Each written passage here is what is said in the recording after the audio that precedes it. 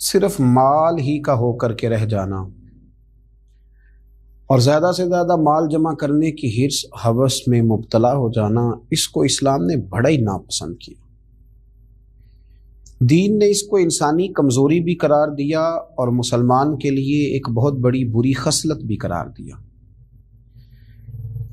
آپ ویسے بھی دنیا میں بھی جو چیز آپ کی ضرورت ہوتی ہے اس سے بڑھ کر اگر آپ اس کے پیچھے بھاگتے ہیں تو وہ ویسے ہی آپ کے لیے نقصان دہ ہوتی ہے۔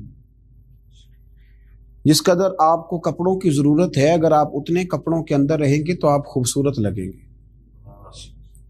لیکن اگر آپ ضرورت سے زیادہ کپڑے اوڑھ لیں گے، ایسا کھلا لمبا چوڑا لباس پہنیں گے تو بھائے گا نہیں آپ، وہ آپ کی شخصیت کو خوبصورت بنانے کی بجائے کمزور کر دے گا اور آپ اچھا لگنے کی بجائے تھوڑے سے اچھے نہیں لگیں گے، برے محسوس ہوں گے اور ایسے لگے گا کہ جیسے آپ نے کچھ ایسی حرکت کی ہے کہ جو سنجیدہ لوگ نہیں کرتے۔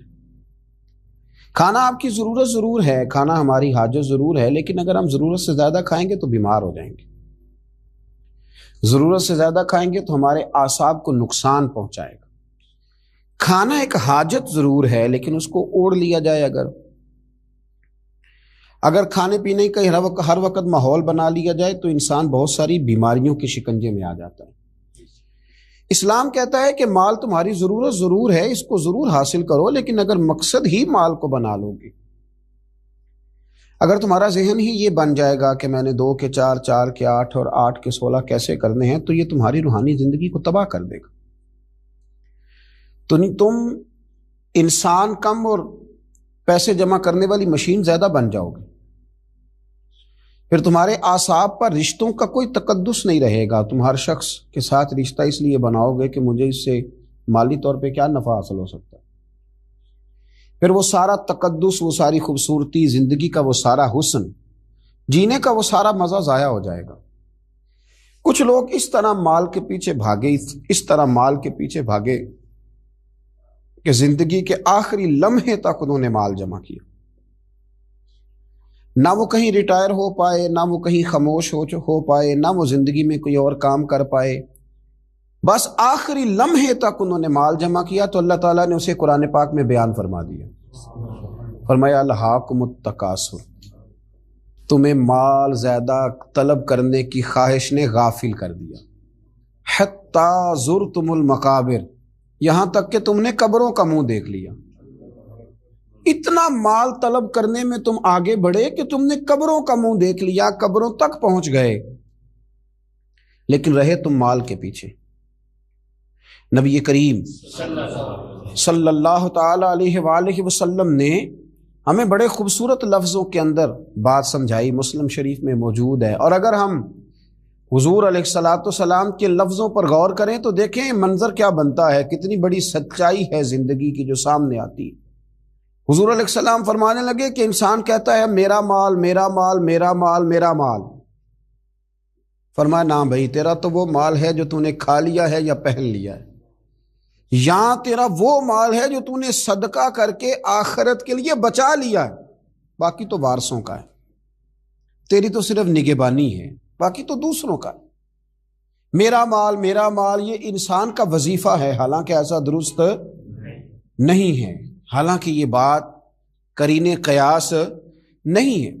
تو مال کے پیچھے دوڑتے رہنا، صبح سے شام تک مال کی منصوبہ بندی کرنا، مال موجود نہیں تھا تو میں بیمار ہو گیا تھا، مال موجود نہیں تھا تو میں دکھی ہو گیا تھا، مال موجود نہیں تھا تو میں کسی کا تعزیت کو نہ جا سکا، مال موجود نہ تھا تو میں کسی کی شادی میں خوشی میں شریک نہ ہو سکا، مال موجود نہ تھا تو میں کمزور پڑ گیا۔ بھائی مال کل کائنات نہیں ہے، مال ہی مال سارا کچھ تھوڑی ہے۔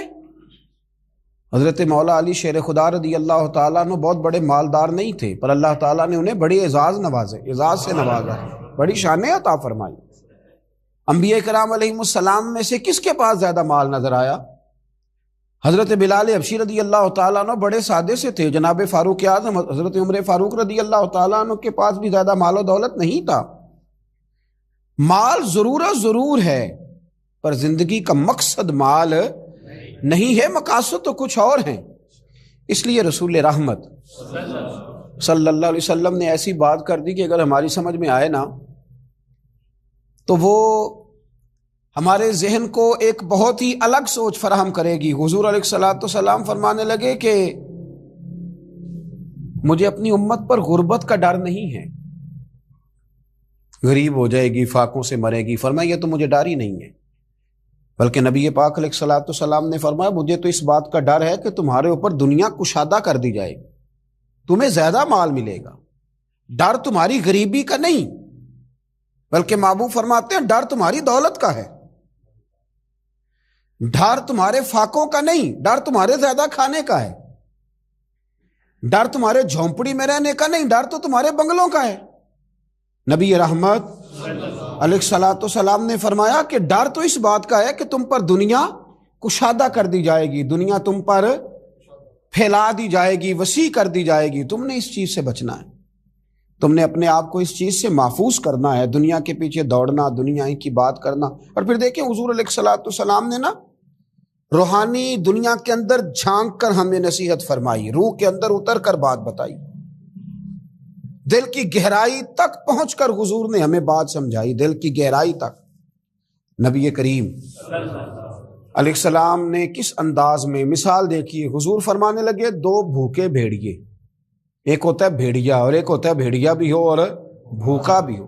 فرمایا دو بھوکے بھیڑیے بکریوں کے ریوڑ میں چھوڑ دیے جائیں اتنا نقصان نہیں کرتے جتنا مال کی محبت اور عزت کی محبت، کہ مجھے بڑائی دی جائے، مجھے آگے بٹھایا جائے، مجھے اعزاز دیا جائے۔ فرمایا جتنی مال اور چاہا جانے کی محبت، شہرت کی محبت انسان کے دل میں تباہی کرتی ہے، اتنی تو دو بھوکے بھیڑیے بکریوں کے ریوڑ میں بھی تباہی نہیں کرتے۔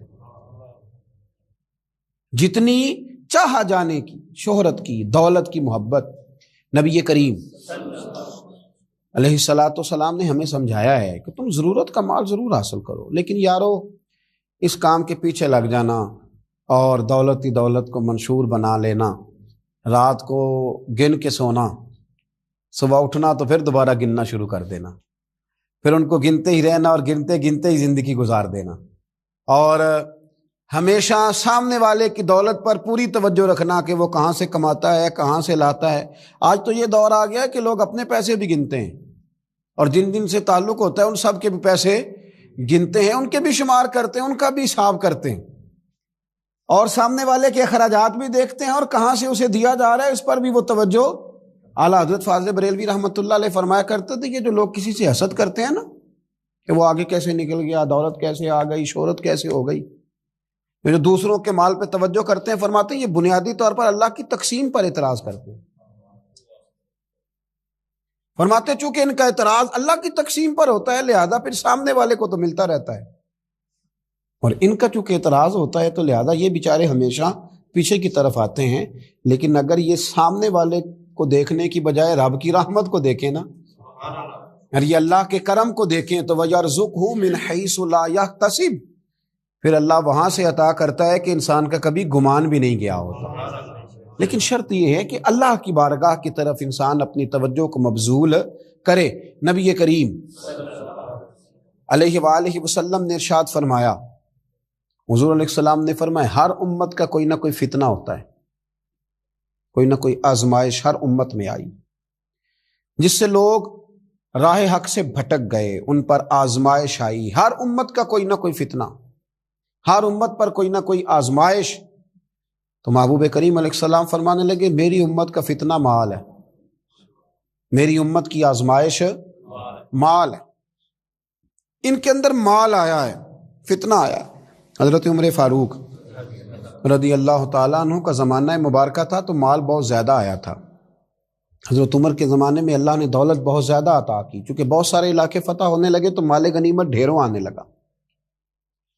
حضرت عبد الرحمن ابن عوف رضی اللہ تعالیٰ عنہ فرماتے ہیں کہ جب بحرین سے مال آیا تو اتنا مال آیا، اتنا مال آیا، حضرت ابو عبیدہ بن جراح رضی اللہ تعالیٰ عنہ لے کے آئے، اتنی دولت آئی، مسجد نبوی شریف صلی اللہ علیہ وسلم میں مال کا ڈھیر لگا تو جو اونچے قد والے تھے نا وہ بھی مال کے پیچھے چھپ گئے۔ اتنا بڑا ڈھیر تھا کہ جن کا قد اونچا تھا، دراز قد تھے، وہ مال کے پیچھے چھپے ہوئے تھے۔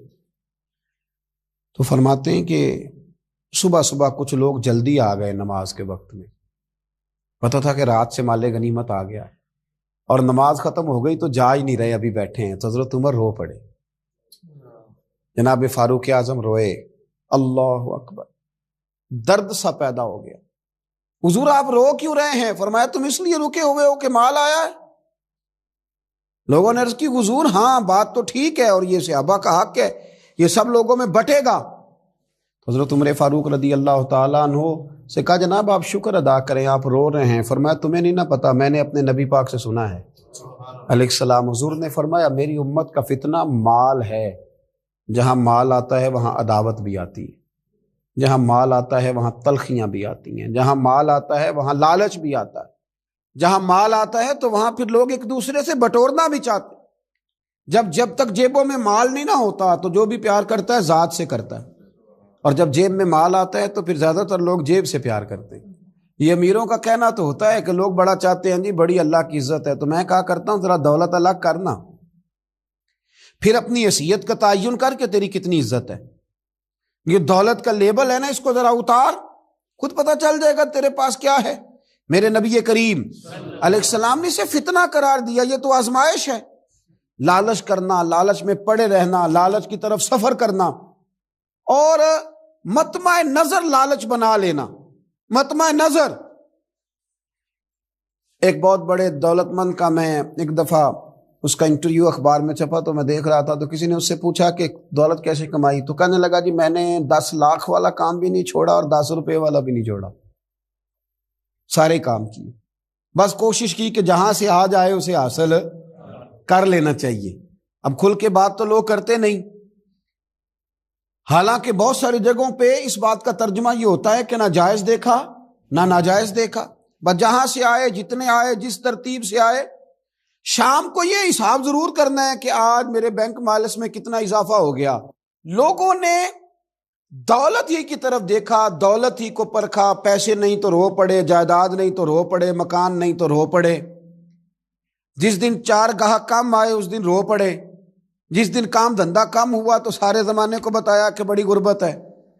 میں کہا کرتا ہوں کہ جب اللہ تعالیٰ گاہک زیادہ بھیجتا پھر بھی شور کیا کرو، جب اللہ تعالیٰ نوازتا ہے اس کا بھی اعلان کیا کرو۔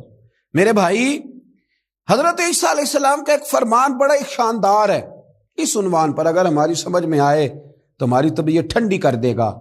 اور جناب عیسیٰ علیہ نبینا علیہ الصلوۃ والسلام نے ایک بات کہہ کے کتنے سارے مضامین بیان کر دیے، اللہ کے پیغمبر علیہ الصلوۃ والسلام نے کتنی ساری باتیں کھول دی ایک جملہ کہہ کے۔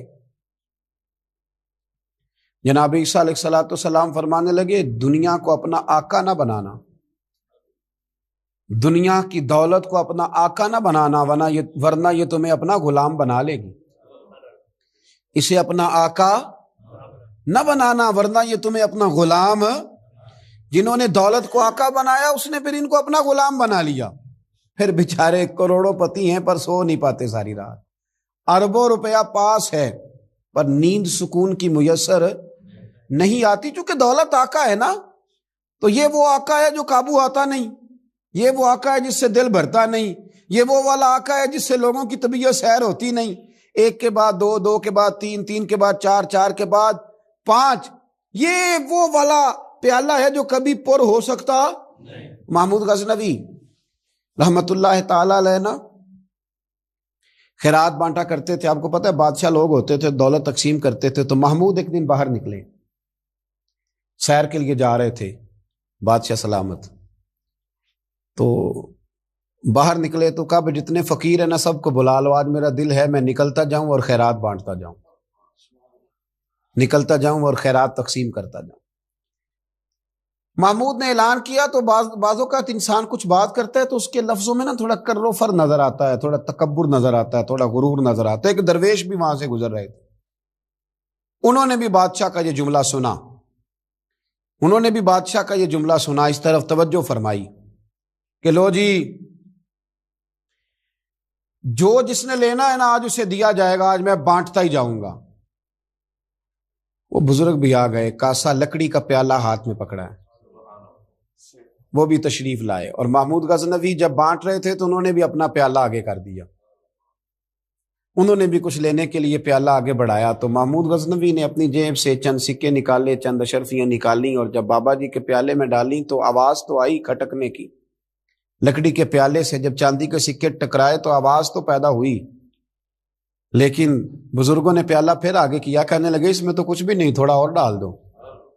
تو محمود کہتا ہے میں نظر ڈال کے دیکھا تو پیالہ تو واقعی خالی تھا۔ بادشاہ تھا، کہہ چکا تھا کہ آج بانٹنا ہے، جو کوئی مانگے گا اسے دینا، پھر جیب میں ہاتھ ڈالا۔ یہ انا کا بت بھی بڑی مشکل سے ٹوٹتا ہے نا، یہ بڑا پکا ہوتا ہے، یہ نہیں ٹوٹتا۔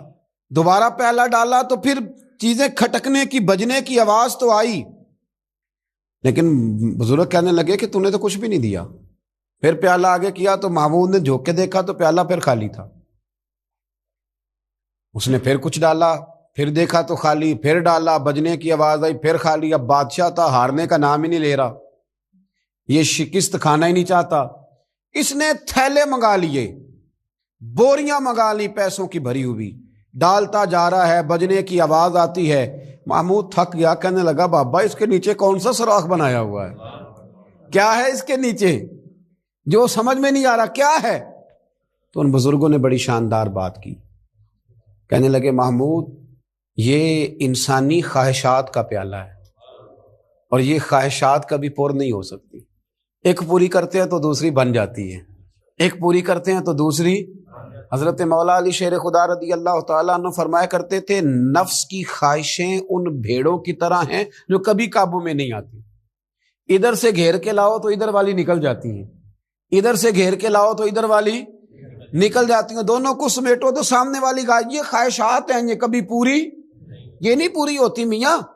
پھر انسان آگے سے آگے بڑھتا رہتا ہے، ہرس کرتا ہے، لالچ کرتا ہے، طمع کرتا ہے، لینے کی خواہش پیدا کرتا ہے، لیکن یہ چیزیں کبھی اس کے حق میں مؤثر ثابت نہیں ہوتی۔ ہاں میرے نبی کریم علیہ الصلاۃ والسلام سے پوچھا گیا تھا یا رسول اللہ ذلت کیا ہے؟ فرمایا لالچ کرنا۔ تو حضور عزت کیا ہے؟ فرمایا جو رب نے تجھے دیا اس پہ راضی ہو جا، اللہ عزت عطا فرما دے گا۔ قناعت میں عزت ہے، لالچ میں ذلت ہے۔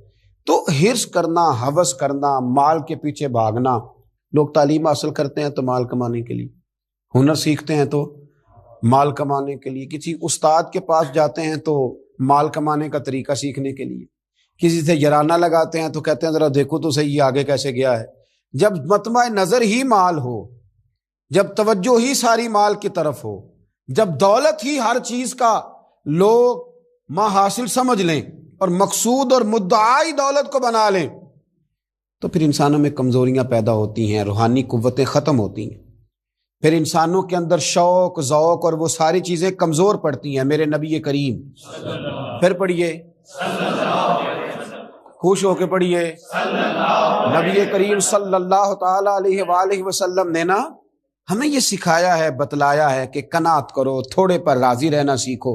اور حضور علیہ الصلوۃ والسلام نے ارشاد فرمایا، مسند امام احمد بن حنبل میں حدیث موجود ہے، فرمایا اللہ تعالیٰ سے ایسی خواہشات سے پناہ مانگا کرو جو خواہشات تمہیں عیب میں ڈال دیں، اور فرمایا ایسی خواہش سے بھی اللہ کی پناہ مانگو جو خواہش پوری کرو تو وہ خواہش ایک اور خواہش میں ڈال دے۔ اللہ کی پناہ مانگو اس خواہش سے کہ جو پوری کی جائے تو پھر ایک اور خواہش میں تمہیں ڈال دے، اس سے اللہ تعالیٰ کی پناہ مانگو، پناہ مانگو، اللہ تبارک و تعالیٰ کی پناہ مانگو۔ بزرگوں نے لکھا ہے، حضرت محدث ابن جوزی علیہ رحمہ نے، کہ ایک شخص تھا، اس کے گھر میں ایک ناگن رہتی تھی، ناگن، وہ ناگن سونے کا انڈا دیتی تھی۔ بزرگ جب حکایات بیان کرتے تو سمجھانے کے لیے بیان کرتے، سونے کا انڈا دیتی تھی۔ اس ناگن نے اس طرح کیا کہ ایک دن اس کے گھوڑے کو ڈس لیا، گھوڑا مر گیا۔ گھر والوں نے شکایت کری کہ اس کو مار دینا چاہیے، گھوڑا آج اس کے ڈسنے سے مر گیا، یہ ناگن ہے، سونے کا انڈا تو دے گی لیکن ڈسے گی بھی ضرور، یہ ناگن ہے، انڈا سونے کا دے گی پر ڈسنا اس کی فطرت ہے، یہ ڈسے گی بھی۔ اس نے کہا بھی کوئی بات نہیں، سونے کے انڈے سے کئی گھوڑے آ جاتے ہیں، مر گیا تو کیا ہوا۔ کچھ دنوں کے بعد اس ناگن نے کتے کو ڈسا، کتا بھی مر گیا۔ گھر والوں نے شور مچایا کہ یہ ناگن ہے تو اسے دودھ پلاتا ہے، یہ سونے کا انڈا تو دے گی پر ڈسے گی بھی، اس لیے کہ ڈسنا اس کی فطرت ہے، اس کی طبیعت ہے۔ اس نے کہا کوئی بات نہیں، سونے کے انڈے سے کئی کتے خریدے جا سکتے ہیں۔ کچھ دنوں کے بعد اس نے پڑوسیوں کے کچھ جانوروں کو بھی ڈسا، لیکن جب انسان کی آنکھوں کے سامنے سونے کے انڈے کی اینک لگی ہوتی ہے نا، پھر کتنے لوگ ڈسے جا رہے ہیں اس کی پرواہ نہیں ہوتی۔ جب سونے کے انڈوں کی اینک لگ جاتی ہے پھر کتنے غریبوں کی کٹیا جلتی ہے پر اس کی پرواہ نہیں ہوتی۔ جب سونے کے انڈوں کی اینک لگ جاتی ہے پھر کتنے رشتے ٹوٹتے ہیں، لوگ پرواہ نہیں کرتے۔ سونے کے انڈے کی اینک لگی ہوئی تھی۔ پھر ایک وقت ایسا بھی آیا کہ اس شخص کا ایک ہی جوان بیٹا تھا، ایک ہی بیٹا، جس کی طرف دیکھ دیکھ کے ماں باپ جیتے تھے، جو ان کی آرزوؤں کی امیدوں کا مسکن تھا، جو ان کی آنکھوں کی ٹھنڈک تھا، روشنی تھا۔ اس ناگن نے پھر اس بچے کو ڈسا، اور جب اس بچے کا جنازہ اٹھا تو پھر اس نے ہاتھ میں ڈنڈا پکڑا، اور ڈنڈا پکڑ کے جب وہ مارنے لگا نا ناگن کو، تو اس کی بیوی کہنے لگی اسے نہ مار، اپنے اندر کے لالچ کو ڈنڈا مار، اپنے اندر کی اس ہرس کو، اس ہوس کو، اس طمع کو، جس نے آج میرے بیٹے کی جان لے لی، جس نے ایک ماں کی گود اجاڑ ڈالی، جس نے اس گھر کی ساری خوشیوں کو تباہ کر دیا، اس لالچ پہ ڈنڈے برسا، جس نے تباہ کر کے رکھ دیا ہر چیز کو، جس نے کچھ بھی آج باقی نہیں چھوڑا، بے قدراں کچھ قدر نہ جاتی، کیتی خوب تسلی ہو، اے دنیا دار پجاری زر دے، کتیاں دے گل ٹلی ہو۔ میرے نبی کریم علیہ السلام نے فرمایا دنیا کا مال مردار ہے اور طلب کرنے والے کتے، مردار مال کو طلب کر رہے۔ بیٹے کا جنازہ اٹھ گیا، اب کیا فائدہ ہوا؟ آج روحوں کے جنازے اٹھ رہے ہیں، آج دلوں کے جنازے اٹھ رہے ہیں، آج تن کے اجلے لوگوں کے من کے اندر کچھ بھی موجود نہیں، مردہ روحیں، مردہ دل، مردہ خیالات، ہر چیز مائنس کر کے جو چیز پیچھے بچی ہے وہ صرف دولت ہے، ہر چیز مائنس کر کے ہمارے پاس جو پیچھے بچی ہیں وہ جائیدادیں ہیں، ہر چیز مائنس کر کے جو ہم نے بچایا ہے وہ دنیا کا مال ہے، باقی ہر چیز تباہ ہو گئی۔ بھائی کے ساتھ جھگڑا چل گیا ہے، چونکہ ایک 4 مرلے کے پلاٹ کا معاملہ تھا، والد کے ساتھ تنازع چل گیا ہے چونکہ اس نے ہمیں حصہ کم دیا تھا، اماں کے ساتھ جھگڑا ہے کیونکہ وہ بڑے بھائی کی جائیداد زیادہ دینے کے حق میں ہے، ہمارا اپنے دوستوں یاروں کے ساتھ جو رشتہ ہے وہ لالچ کا ہے۔ ہم نے ہر جگہ ہرس کا بازار گرم کیا ہے، طمع، لالچ، یہ ساری چیزیں اس تیزی کے ساتھ لوگوں نے اوڑھی ہیں کہ ہر طرف دولت کا بازار گرم ہے۔ یہ جو سڑک پہ جا رہے ہیں کچھ پیسے لینے جا رہے ہیں، کچھ لے کر کے واپس آ رہے ہیں، کچھ مزدوری کرنے جا رہے ہیں، کچھ مزدوری ڈھونڈنے جا رہے ہیں، دولت ہی دولت کا ہر طرف انبار لگ گیا ہے۔ یوں محسوس ہوتا ہے کہ جیسے اب جو کسی سے سلام لیتا ہے تو وہ بھی پہلے سوچتا ہے کہ مجھے میسر کیا آئے گا۔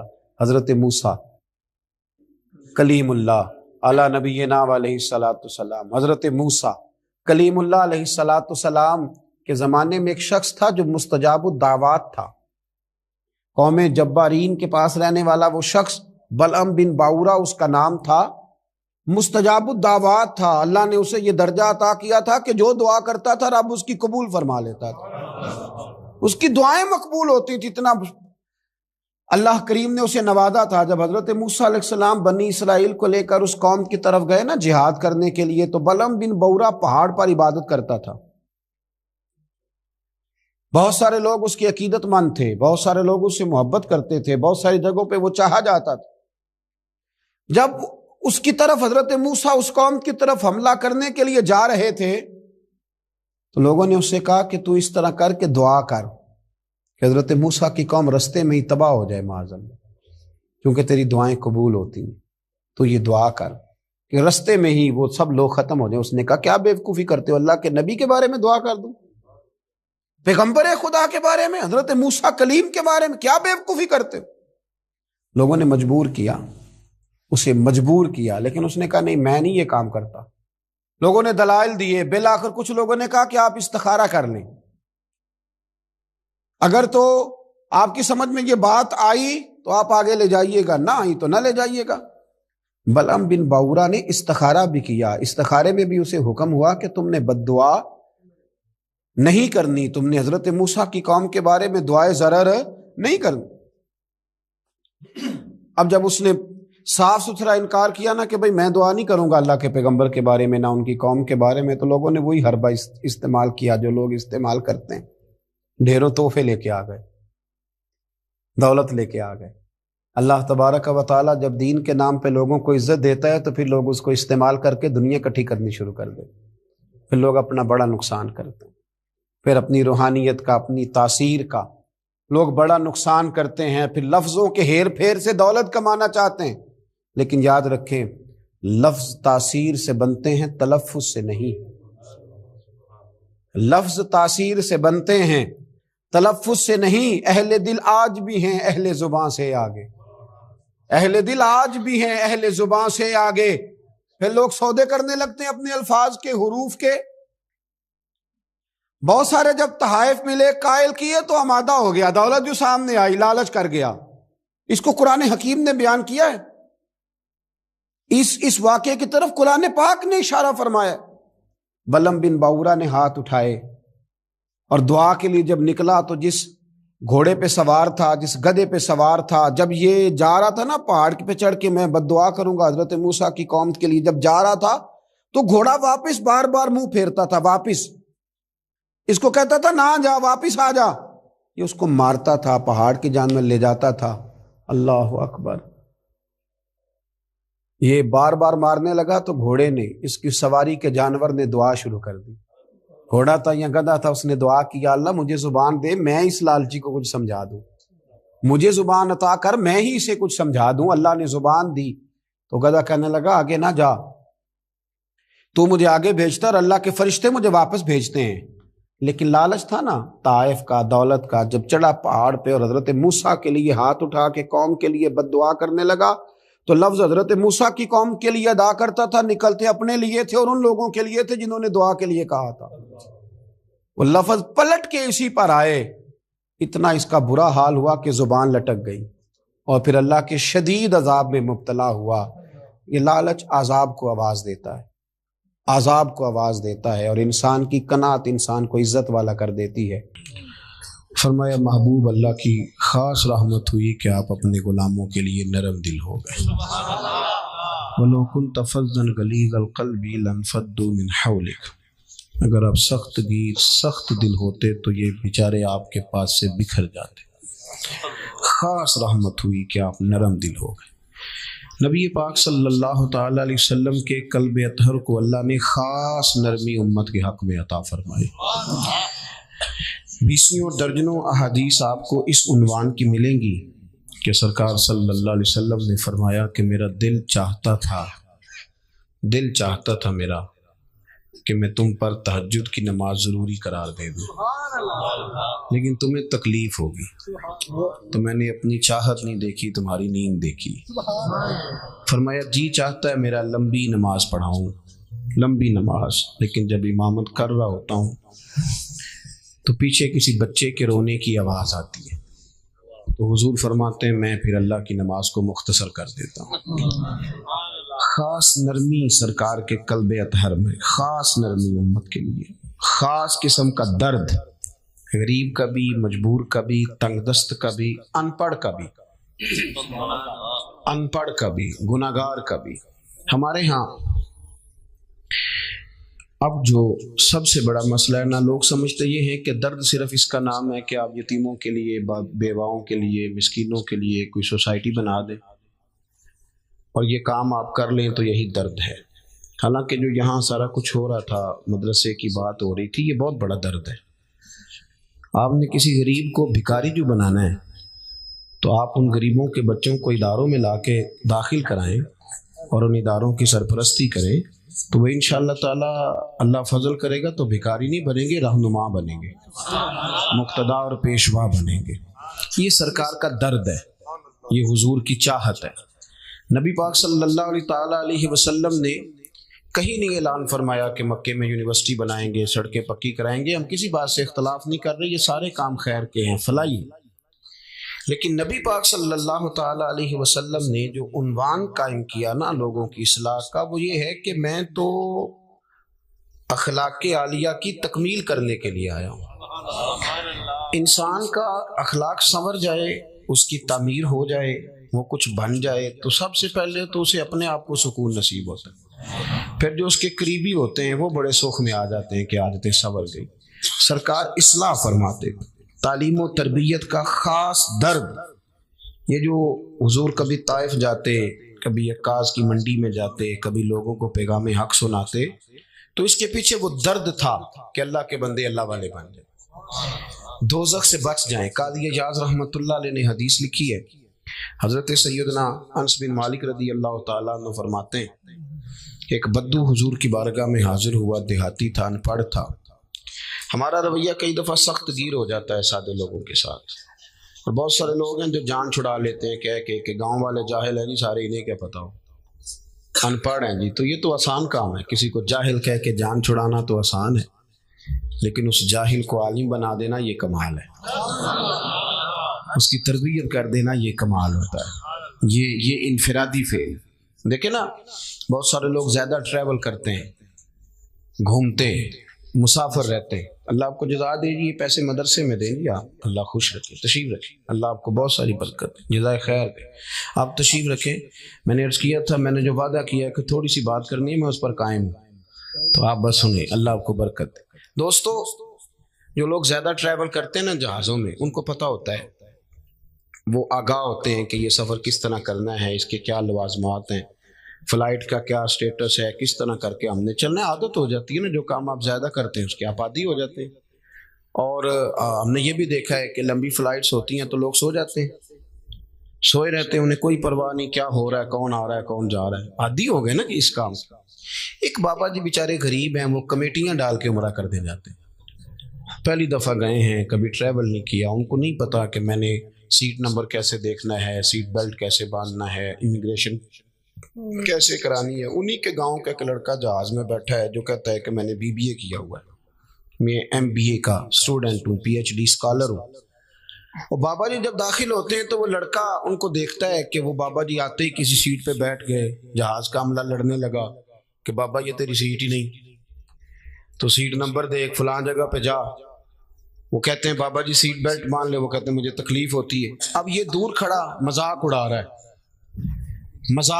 ہے، کہہ رہا ہے جی ساڑھے پنڈ دے بندے نہیں سیانے ہو سکتے، یہ ان پڑھ ہیں جی، یہ جاہل ہیں جی۔ تو دل کرتا ہے ایسے آدمی سے ڈگری لے کے بندہ پھاڑ دے۔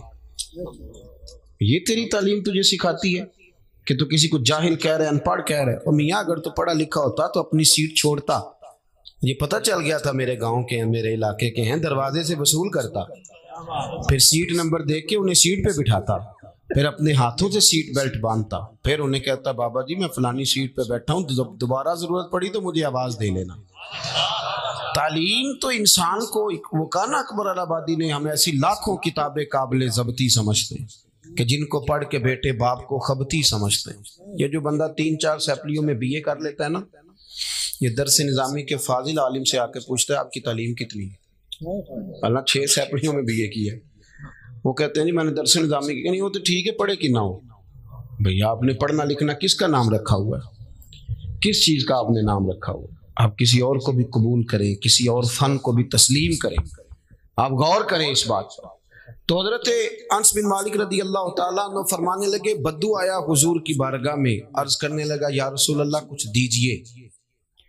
تو نبی پاک صلی اللہ علیہ وسلم نے کچھ دیا تو آداب نہیں جانتا تھا، ہم بغیر آداب بتائی لوگوں کو بے ادب کہہ دیتے ہیں، سکھایا کچھ بھی نہیں اور جاہل کہہ دیا۔ اور بھائی حضور نے کچھ دیا تو اسے آداب نہیں آتے تھے، اور وہ دیکھ رہا تھا مقدار۔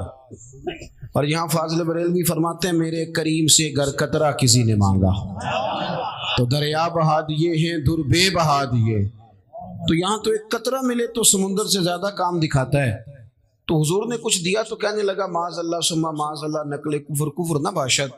کہنے لگا میں تو بڑی تعریف سن کے آیا تھا، آپ نے تو کچھ بھی نہیں دیا۔ حضرت عمر نے تلوار نکال لی، اس بے ادب کی گردن اڑائیں گے۔ حضور نے فرمایا عمر ذرا ٹھہر جا۔ سرکار گھر لے گئے، جو دیا تھا اس سے ڈبل دیا، پھر تھوڑا اور دیا، اب مسکرایا۔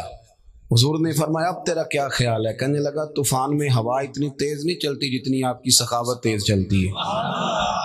فرمایا یہی بات میرے غلاموں کے سامنے جا کے کہہ دو گے؟ کہہ دو گے؟ گویا حضور فرمانے لگے جب تم نے کہا تھا نا نہیں دیتے تو ان کے دل ٹوٹ گئے تھے، جب تم کہو گے نا بڑا دیتے ہیں تو ان کے دلوں کو ٹھنڈک نصیب ہو جائے گا. ہم نے بات کو سمجھ لیا. تھوڑا تھوڑا نا پیار کرنا شروع کریں. آپ چھوٹے تھے تو آپ پتہ نہیں کیا کہتے تھے. آپ کا ابا سنتا بھی تھا, برداشت بھی کرتا تھا, دلیل بھی دیتا تھا, کبھی غصہ نہیں کیا, کبھی غصہ نہیں کیا, کبھی منہ پہ تھپڑ نہیں مارے. کیا تجھے عقل نہیں؟ اسے پتہ ہے کہ ابھی شعور اس کا کمزور ہے. لیکن ہم والد پر غصہ کرتے ہیں, ہم دادا پر غصہ کرتے ہیں, ہم تلخی دکھاتے ہیں. میں نے کئی سیانے بندے دیکھے ہیں, بڑے سمجھدار ہیں, بڑے وفادار ہیں, لیکن اپنی ذات کی حد تک, اپنی ذات کی حد تک. کسی کو عزت دینا, اہمیت دینا, وقار دینا, طنز کریں گے, تنقید کریں گے, یہ کمزور ہونے کی علامت ہوتی ہے. عزت والا تو وہ ہوتا ہے نا جو عزت بانٹتا پھرتا ہے, لوگوں کو دیتا ہے, جو پیار کرتا ہے, جس سے محبت کرنی آتی ہے. نبی پاک صلی اللہ علیہ وسلم نے جب اس کو سرکار باہر لائے تو سرور کائنات علیہ السلام کے غلاموں کے چہرے دیکھ کے کہنے لگا, او میرے محبوب کے غلاموں, سخاوت سنی بڑی تھی پر دیکھی میں نے آج ہے. حضور تو بڑا دیتے ہیں. اب حضور نے فرمایا عمر اگر تم اسے پہلے قتل کر دیتے تو یہ دوزخ میں جاتا, اور اب جہاں کھڑا ہے رب اسے جنت عطا کرے گا. ایک مثال دی سرکار نے, وَتِلْكَ الْأَمْثَالُ نَضْرِبُهَا لِلنَّاسِ. مثال ہوتی ہے سمجھانے کے لیے, مثال ہوتی ہے سمجھانے کے لیے کہ بات انسان کے ذہن تک جتنا اس کا معیار ہے, اسٹیٹس ہے, جو نہج ہے, وہاں تک پہنچ جائے. اللہ کے رسول صلی اللہ علیہ وسلم نے فرمایا, عمر میری اور تمہاری مثال, میری اور امت کی مثال اس آدمی کی مثال کی طرح جس کی اونٹنی بھاگ گئی تھی اور ناک سے نکیل نکل گئی تھی. بہت سارے لوگ اس کو پکڑنے کے لیے بھاگتے تھے, کسی کے قابو نہیں آتی تھی, کسی نے ڈنڈا مارا, کسی نے تلوار پکڑی, زخمی ہو گئی پر قابو نہ آئی. دوستو سننا, حضور فرماتے ہیں پھر اس کا اپنا مالک آ گیا, اپنا مالک. اس نے کہا پیچھے ہٹو, تم نے میرے جانور کا کیا حال کیا. تھوڑا سا چارہ زمین سے اٹھایا, اسے دکھایا تو اونٹنی دوڑی ہوئی ہے. اس نے اس کی پشت پر ہاتھ پھیرا, ناک میں نکیل ڈالی, اوپر سوار ہوا اور جاتی دفعہ کہنے لگا اونٹنی ہے میری, اسے سنبھالنے کا طریقہ بھی مجھے ہی آتا ہے. گویا حضور بتا گئے امت ہے میری, تو عمر اسے سنبھالنے کا طریقہ بھی مجھے ہی آتا ہے. مجھے پتہ ہے کیسے کر کے ان کے دلوں میں بات اتارنی ہے, کس جگہ پہ جا کے ان کو سنبھالنا ہے, کس طرح کر کے. اعلیٰ حضرت نے کہا نا, چور حاکم سے چھپا کرتے یا اس کے سوا, تیرے دامن میں چھپے چور انوکھا تیرا, تیرے ہی دامن میں چھپے چور انوکھا. بڑی حکمت سے بڑی. ہمیں ویسے سارا طریقہ آتا ہے. ہمارے استاد فرمایا کرتے تھے کہ لوگوں کو کہے نا کہ کسی کو نماز کے لیے لایا کر, تو وہ اس کو نماز پڑھنے کی بجائے اس کو کہتے ہیں نہ آنا مسجد کبھی بھی. دور کھڑا ہو بندہ تو اس کو کہتے ہیں پڑھ لے کر, کبھی نماز کتنے کھڑ دینی پیسے. تو وہ بھی کہتا ہے کہ تو نے اپنی قبر میں جانا اور میں نے. لیکن وہی شخص جو دین کے لیے اس انداز میں قائل کر رہا ہے, ہوتا ہے نا آج لوگ طنز کرتے ہیں. اور وہ حضرت عمر فاروق کے پاس آ کے ایک شخص نے کہا تھا کہ میں بیان کرنا چاہتا ہوں, تو فرمایا نہ کرنا, تو تقریر کرے گا تو سامنے والوں کو گناہگار سمجھے گا. یہ زوم آدمی کو, اس زوم میں آدمی آ جاتا, بڑی مشکل ہوتی. تو بہت سارے لوگ ہیں, ہم دیکھتے ہیں کہ وہ طنز کر رہے ہوتے ہیں, اس طرح تنقید کر رہے ہوتے ہیں عوام پر. دیکھیں نا, وہ ہمارا نقیب آتا ہے, خیر میرا تو تعلق اس خوبصورت جماعت سے جس کا نقیب بھی شہنشاہ نقابت ہوتا ہے. تو شہنشاہ کی پھر مرضی ہوتی ہے, جو مرضی کرے. شہنشاہ نقابت جو ہوا, تو کئی دفعہ کہتے ہیں تھوڑا مزہ نہیں آیا, تسی سرور والے بندے نہیں. تو دل کرتا ہے کئی دفعہ کہہ دیں کہ یار تو 25,000 لے کے آیا, یہ مفت آئے ہیں سارے بیچارے, اور تو تنقید کر کے گزر رہا ہے. اتنے کمزور لوگ لفظ بولتے ہیں, اس انداز میں لوگ بات کرتے. تو بزرگ فرمایا کرتے تھے کہ یار تم نے کسی سے ادھار پیسے لینے ہو نا, اپنے حق میں قائل کرنا ہو, تو تمہیں بڑا طریقہ آتا ہے. ٹیلی فون کرتے ہو, بھائی کدھر ہو, وہ کہتا ہے جی میں تو گھر ہوں, حکم کریں. نہیں, وہ فون والی بات نہیں. ملے کہاں ملیں گے, میں کل ملوں گا. وہ کل شام کو وہاں پہنچتے ہیں, پھر منت کرتے ہیں, اس کی کہانی سناتے ہیں کہ بڑا مجبور ہوں, اور اس طرح سناتے ہیں کہ وہ مان ہی جائے, اور پھر وعدہ کرتے ہیں وقت پہ لٹا دوں گا. وہ سارے دلائل جس سے وہ نرم ہو جائے وہ ہم دیتے ہیں.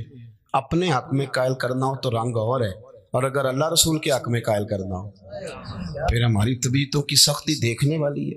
پھر وہ داعیانہ حسن ہی نہیں, وہ اسلوب ہی نہیں, وہ خوبصورتی نہیں, وہ اندر درد ہی نہیں, وہ کیفیات ہی نہیں. اپنے اندر لوگوں کے لیے نرمی لائیں, تھوڑا سا پیار کریں, تھوڑا دائیں بائیں دیکھیں آپ یقین کریں کہہ کے نا ایک دوسرے کو غلط، تو ہم اس ماحول پہ لوگوں کو لے آئے ہیں کہ لوگ سمجھتے ہیں ساری دنیا ہی چور ہے۔ ہمارے بچے سمجھتے ہیں شاید ہم اس وطن میں رہتے ہیں جہاں دائیں بائیں لٹیرے بستے ہیں، کوئی بندہ ٹھیک رہا ہی نہیں۔ ہم نے اپنے مزاجوں میں اتنی سختی، سازش، غیبت، اتنا ماحول کڑا کر دیا، آنے والی نسل سمجھے گی پتہ نہیں کہاں پیدا ہو۔ اس طرح نہ کریں، نرم کریں اپنی طبیعتوں کو، اپنے دلوں کو نرم کریں، کسی سے پیار کریں، کچھ ذوق بنائیں، کسی کو سنوارنے کا، کسی کو سجانے کا۔ اور یاد رکھیں بدلہ لینے سے تکلیف ہوتی ہے، معاف کرنے سے اللہ سکون عطا فرماتا ہے، اللہ سکون دیتا ہے۔ بات سمیٹ رہا ہوں، حضرت مولانا فخر جہاں دہلوی صوفیاء میں بہت بڑا نام ہے، حضرت کا بڑا چرچا ہو گیا تھا، بڑے صاحب بصیرت بزرگ تھے۔ آپ کی یہ کرامت تھی کہ جو بندہ سامنے آ کے کھڑا ہوتا تھا نا، اسے بتانا نہیں پڑتا تھا میرے دل میں کیا، اس کو دیکھتے تھے تو کہتے تھے یا اللہ بے اولاد ہے بیچارہ، دعا کرانے آیا ہے، اس کی مدد فرما۔ اور یہ بھی ساتھ سنیں، حضرت مولانا فخر جہاں دہلوی، میں نے ان کی قبر دیکھی ہے، قبر پہ بھی حضرت مولانا ہی لکھا ہے۔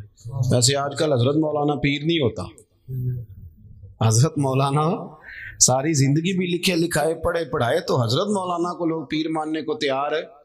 یہ بھی کلچر بدلیں، آپ پیچھے سارے مشائخ دیکھ لیں، یہ اس کو خطاب نہ سمجھا کریں، رٹا رٹایا جملہ نہ سمجھا کریں، یہ واقعی سچ ہے کہ بان علموں جو کرے فقیری وہ کافر مرے دیوانہ۔ واپس آئیں، اس کو سمجھیں آپ، یہ بالکل ایک صوفی کا فتویٰ ہے، حضرت سلطان باہو کا فتویٰ ہے، انہوں نے گمراہ بھی نہیں کہا، سیدھا کافر ہی کہہ دیا، کافر مرے دیوانہ۔ تو مہربانی کریں چیزوں کو سمجھیں۔ حضرت مولانا فخر جہاں دہلوی جامع مسجد دلی میں خطبہ دیتے تھے، ہزاروں کا مجمع ہوتا تھا، لوگ اپنی اپنی آرزو پیش کرتے، حضرت دعائے خیر فرماتے۔ بادشاہ نے کہا یہ مولوی مضبوط ہو گیا تو میرے لیے تو مسئلہ کھڑا کر دے گا۔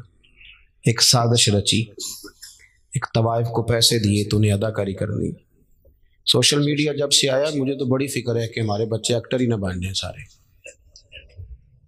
ایکٹر ہی نہ بن جائیں، ہر بندہ کوئی نہ کوئی ادا دکھا رہا ہے، معاذ اللہ، یا صحافی بنیں گے یا اداکار بنیں گے۔ بھئی اور بھی غم ہے زمانے میں محبت کے سوا۔ پہلے وہ کسی کو بزرگ سمجھتا تھا تو کہتا تھا میرے لیے دعا کرنا، اب کہتا میرے ساتھ کھڑے ہو جاؤ میں نے فوٹو کھینچانی۔ یہ دعا لینے کا مزاج ختم ہو گیا، فوٹو ہی لینی ہے جس نے بھی لینی۔ حضرت مولانا فخر جہاں دہلوی بہت زیادہ شہرت بڑی تو وہ بادشاہ نے کہا کہ اس کو بدنام کرو، اور مخلوق بڑی فنکار ہے۔ ایک شاعر نے کہا تھا کہ یہ تو کعبے کے اندر سے مٹی لے کے بت بنا لیتی، مخلوق تو فنکار ہے اس درجہ کے پل بھر میں سنگے درے کعبہ سے بھی اسنام تراشے، تم کون ہو کیا چیز ہے داغ کبابی، لوگوں نے تو مریم پہ بھی الزام تراشے۔ تو حضرت اس طوائف کو تیار کر لیا، اس نے ساری باتیں رٹ لی۔ حضرت جمعہ پڑھا کے نیچے سیڑھیاں اتر رہے تھے، سینکڑوں لوگ تھے دائیں بائیں، جب آپ نیچے تشریف لائے تو وہ بنی سجی سنوری آ گئی، سلام کے فوراً بعد یوں کلام کرنے لگی جیسے بڑی پرانی جاننے والی، طبیعت کیسی ہے، کمر کے درد کا کیا حال ہے۔ پھر فوراً کہنے لگی کہ وہ رات آپ آئے تھے تو کھوٹے سے کہیں دے گئے، ابھی بازار گئی ہوں دکاندار نے لیے نہیں، مجبوری نہ ہوتی تو اس وقت کبھی حاضر نہ ہوتی۔ وہ جو دائیں بائیں مرید تھے نا، وہ جو کچے پکے بھی ہوتے ہیں نا مرید، اگر میں کہہ دوں زیادہ کچے ہوتے ہیں تو وہ شک شبے میں پڑ گئے کہ کبھی بابے سے پوچھا ہی نہیں رات کو کہاں ہوتا ہے، ہم تو سمجھتے تھے مسلح بات کرتا ہے تو یہ کدھر ہوتا ہے، حضرت کہاں ہوتے ہیں، پریشان ہو گئے۔ سچا آدمی کبھی پریشان نہیں ہوتا کیونکہ سچ دنیا میں آیا ہی نکھرنے کے لیے، اگر لوگ گرد اڑائیں بھی تو سچ نکھر جایا کرتا ہے، سچ کی اپنی بڑی قوت ہوتی، اس میں اپنی بڑی طاقت ہوتی۔ حضرت فخر جہاں دہلوی سے کہنے لگی یہ کھوٹے سکے آپ دے گئے، کوئی پریشانی نہیں، پورا اطمینان، انہیں پتا تھا عزت رب دیتا ہے، کوئی پریشانی نہیں۔ فوراً فرمانے لگے بیٹی، او میری بیٹی، او پیاری بیٹی، تو اس طرح کر کھوٹے سکے دے جا اور اصلی والے لے جا، اور پتر دوبارہ بھی ضرورت پڑے تو آ جانا، فخر جہاں کا دروازہ کھلا ہوا ہی ملے گا، ہم تو دشمن کو بھی پاکیزہ سزا دیتے ہیں۔ یہ لفظ کہے اور حضرت تیزی سے سیڑھیاں اتر گئے، چند منٹ سکتے میں رہی، پھر دوڑ کے حضرت کے قدموں میں بیٹھی اور چیخ مار کے روئی، کہنے لگی وہ دلی کے درویش تو کس کستوری اور سندل کا بنا ہوا ہے، میں تجھے بدنام کرنے آئی، اور میں وہ بی بی جسے کبھی کسی نے بیٹی بہن کے روپ میں پکارا ہی نہیں، دیکھا ہی نہیں، جس نے دیکھا میلی نظروں سے دیکھا، میں تجھے بدنام کرنے آئی تھی اور تو نے مجھے ہی بیٹی بنا لیا، میں نے تو سازش کا حصہ بن کے پیسے وصول کی اور مجھے بیٹی بنا لیا۔ یہ لفظ کہے اور پلو اٹھا کے چہرے پہ رکھا، کہنے لگی دلی والوں اب میں تمہیں بتاؤں گی فخر جہاں کی بیٹی کیسی ہوتی ہے، آج کے بعد میرے کوٹھے کو کسی طوائف کا گھر سمجھ کے نہ آنا، میں اسے مسجد بنانے کا اعلان کرتی ہوں، قیامت تک میرے مدینے والے محبوب کے نام کی اذانیں پڑھی جائیں گی۔ اگر آپ کے لہجے میں تھوڑا سا ٹھہراؤ آئے، تھوڑا سا اگر کوئی شعیب آئے میسر، تھوڑا سا ٹھہراؤ آئے، تھوڑا نہ نرم، آپ یقین کریں ہم تسلیم کرنے کو تیار ہی نہیں۔ میں اکثر گزارش کرتا ہوں دوستوں سے، میں کہتا ہوں جہالت اس لیے پھیلی کہ ہم نے علماء کے خلاف باقاعدہ پراپوگنڈا کیا، پورا زور لگایا، مذاق اڑایا۔ میں ان سیاستدانوں کو جانتا ہوں جو مذاق اڑاتے ہیں اپنی نجی محفل میں، علماء کا مذاق اڑایا، ہم نے خوفناک لوگ سمجھ کے ان لوگوں کو پیش کیا، ہم نے رویہ اتنا سخت رکھا، وہ ختم پہ بلا لیا بچوں کو اور ان سے کہا 2 سپارے اور پڑھو، دیگ ابھی لیٹ ہے۔ یہ کبھی آپ نے کسی اور مہمان سے بھی کہا کہ 2 گھنٹے اور بیٹھو، دیگ لیٹ ہے؟ یا آپ کیا کر رہے ہیں؟